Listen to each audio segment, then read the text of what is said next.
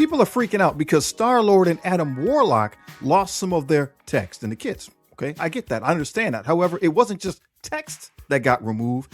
It's also shackles, right? They were chained to old, outdated teams, right? We lost a little bit of niche, but we traded that for raw plug-and-play nuclear power. Something that I think, especially on the free-to-play side, will be beneficial. I think these characters actually do good for our roster as we progress our way through the finale of the Age of Annihilus. Let me show you what I mean.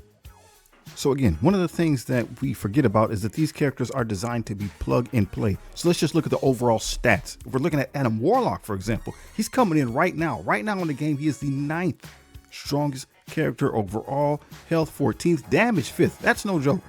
That is no joke. He is the 5th highest damage dealer in this game, and he is no longer tied exclusively to the Infinity Watch team. That's why some of the text was removed. We got to remember, these are very old legendary characters. We're going to get back into this a little bit later, but they were designed to work with a specific team, to enhance a specific team, and they're no longer working with that team. So some of their abilities have indeed been adjusted.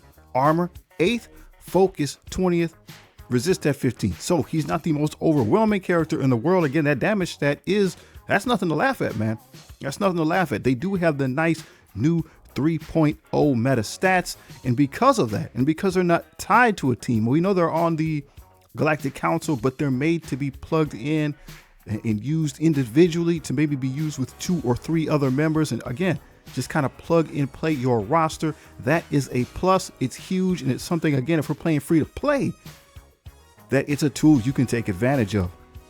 And if we flip the script and look over here at Star-Lord, he didn't get the same dial-up, but hey, he is a top 20 character now nonetheless, right? Power 16, health 15th, damage 11th. Again, not bad. Not bad in the damage category.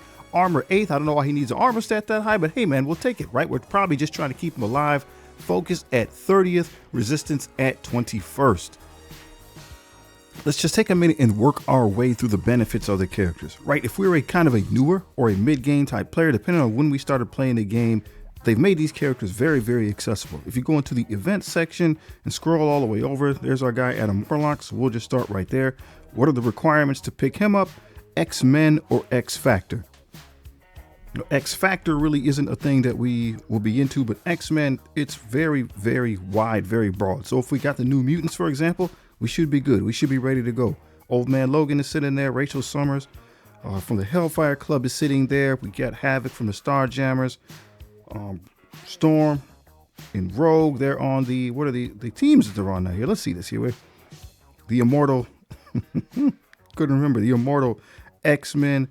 Nightcrawler here. He's on the Extreme X-Men. They give those characters to you early with a couple stars in the game. Emma Frost, if you were working on that, right? If you were around at that time. So there's a lot of characters that you have to choose from that can help you get your Adam Warlock up and running early. And in like manner, the same thing is going to be true of Star-Lord. The requirements we need there are 5 Cosmic Heroes. And for Cosmic Hero, we're going to have some overlap. Obviously, we have the Fantastic Four MCU. There's Warlock, once again, from the New Mutants. Havoc is there. Lilandra's there. Quasar is there, right? We got Quasar. We have Hyperion. Quasar, somebody, again, they gave you Lilandra if you were here for Groupmas. They gave her to you. There's some other characters here that maybe you're not investing in, but those ones at the top, they're just putting them in your hand. You can double dip with Adam Warlock. You can double dip as you're building your Star-Lord.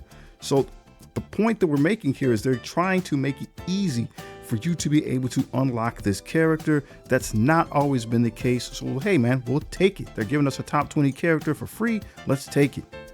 Just another side point. We want to bring out these characters. They have not been used in some time. Adam Warlock is somebody that really, if it wasn't for how somebody found an exploit, not an exploit, but a little use for him when fighting Null. Otherwise, right, nobody would be powering him up. Star-Lord, he is one of the first legendary characters in the game, right? He belongs with the Guardians of the Galaxy. None other Guardians of the Galaxy right now are worth doing anything with, man. They're not strong. Yeah, the Guardians they're not a team. They're not built for anything. We're not using them for anything. We got to remember, back in the day, legendary characters were built for the sole purpose of being the anchor for a team.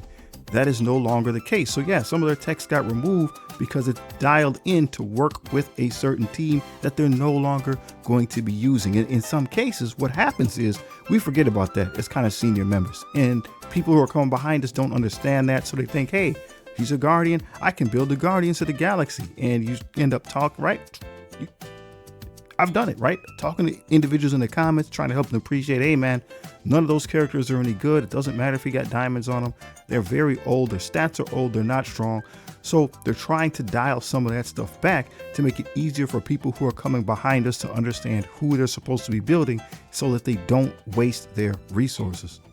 Another benefit of adding more of these legendary characters to be usable in our roster is, again, to really help those newer players, mid-game players. Again, some of us don't understand the grind, right? We remember the grind, but we don't really understand what it looks like now. So we think about characters like Omega Red. They gave us Thunderstrike, Blastar, Quasar, with the announcement of Magneto Phoenix Force. Maybe Phoenix is somebody that you feel okay investing in. Adam Warlock, Star-Lord, more legendary characters. This is important for a very, very specific reason.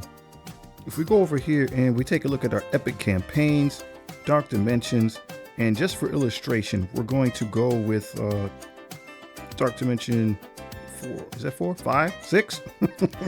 Dark Dimension 6. And the point that I'm stuck at right here is non-Horseman Legendary. Now, this is something that you're going to get stuck in all the way around because legendary characters, right? If you're following the system that I'm recommending, you just need to be building the teams that are in front of you, building the characters that are in front of you. If you go backwards, you're stealing resources from your future teams. So as I power up those characters, as I get some of those new guys, especially if I get those 2 other Galactic Council members to gear tier 18, which is going to be part of the plan, I will now have a full complement of recent legendary characters. I'll be able to finish that one off. We'll be able to finish off Mephisto. We'll be able to finish off Odin. Okay, that is a very, very big deal. And again, normally I say you should not go backwards and build up older characters. Odin, and I don't like Mephisto, but I know he is a strong character in today's meta still. So those 2 characters, they're good for you, right? They're strong. Odin is a very strong character. So he's an individual that I might consider, right? If you get him, you get Meph unlocked, if that's your jam, you might consider using them. Again, they're very, very strong characters. They're not Professor X, but you can get this character a lot faster than you can get Professor X now. The downside is going to be, obviously, you're taking resources that you could be putting in somebody else. And again, normally I don't say this, but with the retcon team coming up, if they're a war defense team, or if there's maybe I shouldn't say that, but if there's a team that you're not really into that game mode, so if there's another war team, if there's another Crucible team, then you're not really into that game mode, it might be worth that opportunity to not build. I'm not going to say skip the team, but maybe there is a character in one of the newer reworks that you could opt out of. And instead, if you get your Odin unlocked because you now have all the legendary characters, that is the opportunity. It would be then the opportune time to bring him up and not fall behind in your progress. Does that make sense? Right? So I'm not saying skip teams. I'm not saying skip characters, but if there's a game mode that maybe you're not all the way into, or there is a character, a reworked character coming up that you feel, hey, I could opt out of that individual character for that specific game mode, then right, the game gives us enough resources to build a certain amount of characters, usually 5 characters every month, so that we don't fall behind. We would be building the newest legendaries, including Star-Lord and Adam Warlock, when that opportunity presents itself, right? I wouldn't rush into it right now. When the opportunity presents itself, and then go ahead and push through your Dark Dimensions with the newest teams that we already have. You can do a lot of that stuff on auto. You can get your Odin unlocked. We'll still be taking our time to get Professor X. We still don't know what it's going to look like to get Annihilus, but this is a catch-up mechanic at the very least for the people that came behind us. You can go ahead and pick Galactic Council right now, right? Their abilities and stuff like that have all been modified. Their tags are updated, so you can goof off with them right now and just try to look around, right? There are probably people creating videos right now about what they can do, how they work. And again, as free-to-play players, like, we won't be overly concerned about the awakened abilities. We probably won't be able to get them if they're not made for the free-to-play to get a hold of. Does that make sense? If the event is made to have to spend, that's just how it is, right? In the meantime, though, we can still use these characters. It's going to be quite some time before we get our hands on Annihilus, right? If Annihilus is the new Professor X, then again, free-to-play wise, it's going to be quite some time before we get our hands on Annihilus. But in the meantime, we have some characters here we can mix and match. We could use all 5 together if we get the other 2 powered up. Again, we can mix and match, we can plug and play. So take advantage of it. Let our imagination kind of run wild. Use them in different game modes. See if we can figure out some niche ways, right? They're giving us 2 top 20 characters that in some way will be transformed when Annihilus gets to the game, and we're just going to have to wait and see how that plays out. I would assume, once again, if we're talking about legendary characters, there will be a legendary node, and so if we're building the newest legendary characters, perhaps some of those Galactic Council members is what we're going to be using. As we said, perhaps along with Omega Red, perhaps along with Phoenix. We got to ignore some of the noise. There's people that all they do is make negative content, right? The game's been out for 8 years and all they do is talk trash. They don't give any way for people to improve. They don't give any context back to help the game improve. So we just got to ignore some of that noise and keep pushing forward. Ask questions, ask for help to get better, right? Join some discords where people are encouraging and positive.